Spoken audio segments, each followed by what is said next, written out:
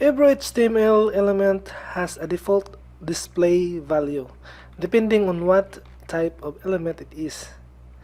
And there are two display values. It is called block and inline. In this video, you will learn how to use block level elements and how to implement block level elements and inline level elements.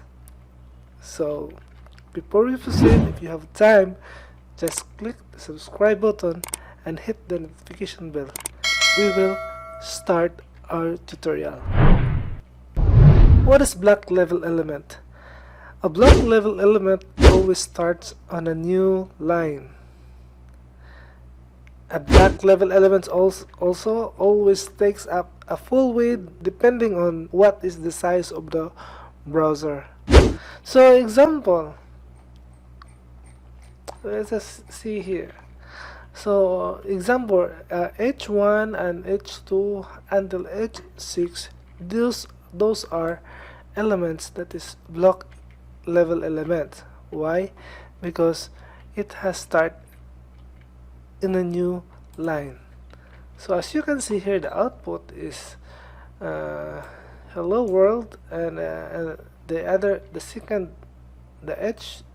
H2 start in a new line also, and so on and so forth until H6. So it is called block level. Even if you put together in one line, it's still the same. It doesn't matter. Okay, it looks the same. So that is block element. And there are so many block elements. I will show you block level elements in HTML. So this is the block level element. Okay, and take note of that. Address, canvas, DT, footer, HR, non-script, section, video, okay, and so on and so forth. Main, and even paragraph is block level element. Nav, header, figure, DL, black coat, div, these are the block level elements in HTML.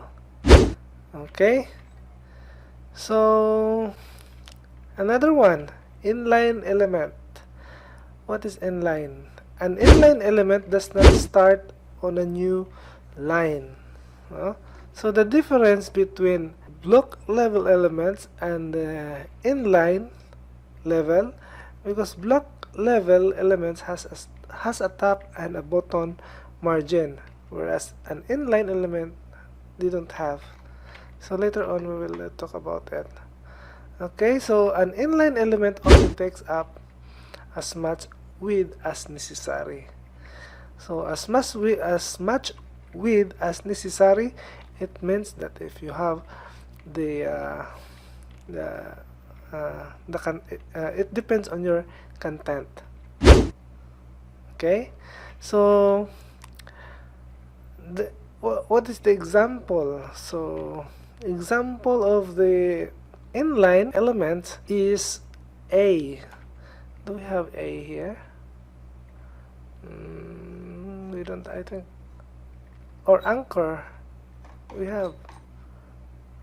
Where's the anchor? Here, anchor element. So A. But okay, this one here, we can see a lot of elements here in this HTML format. So strong, see, if you have this one, strong element, this inside P elements are inline. So sub, superscript, delete, so those are inline elements. So that's it.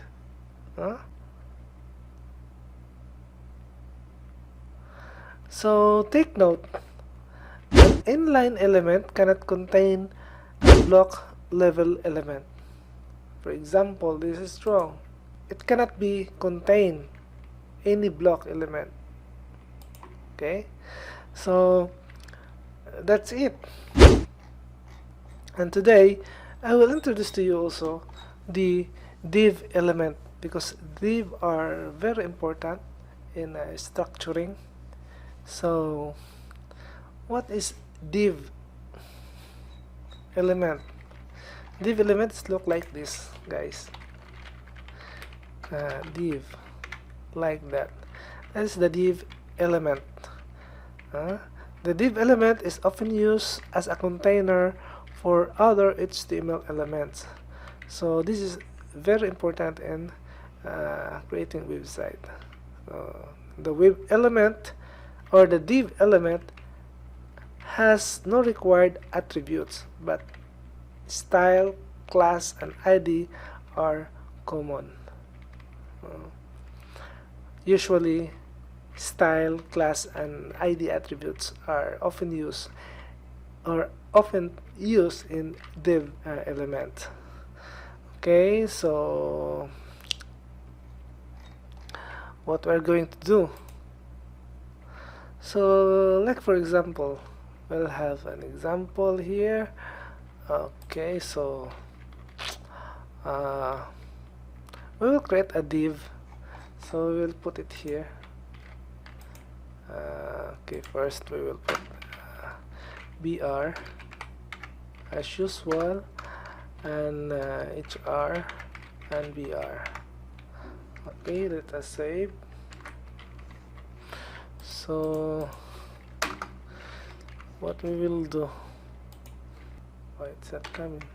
Okay, let's reel it as lorem, just lorem, nothing. And also the paragraph. So as usual, we will use lorem. Okay, so like this, so that you can see what is inside. Okay, let us save. So that is dev, and so another thing, we'll create another one inside the dev. So two paragraph and paste. So as we learned that the p element is, we called it block level element. So that's why every time you use the p element, it will start in a new line. Okay, and also h3 element is block element. But don't worry, if you have if you will make your own website, or if you have a project, those elements you can specify that in CSS, whether you like it to be inline or you like it to be block level. You can do it in CSS, but as default value, that is the inline, or that is block level element. Okay, so here in div you can put you can put an attribute like style, like a class, like for example the class. What the class will be lore, and you'll put style also. You can put a style. So the style would be, like for example, the style would be background as usual. So the background will be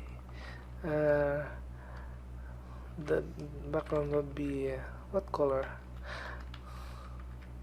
Like this, orange, chocolate. So that is okay. Let us say what's so that's the color. Okay, and you can put background here, background like style. In the background will be I want the text, and the color will be white, like that, and hit a save. See? Okay, so that's how you use the black. So simply the black are start in the new line, and the inline will be within the line, depends on the browser size. So that's it. And attributes are, we already talked about attributes, and that's how you use it. Okay, so what else?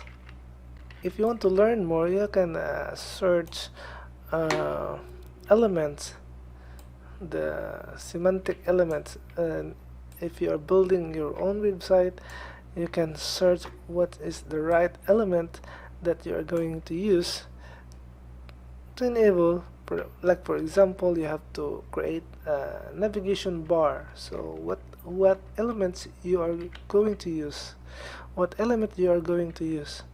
So of course, if you are going to create the navigation bar, so the elements that you are going to use is nav, the navigation element. Okay, so that's how you use the right element. That's the technique to create a web page. So what else? So that's it for today, and see you on the next video. Thank you for watching. Bye bye.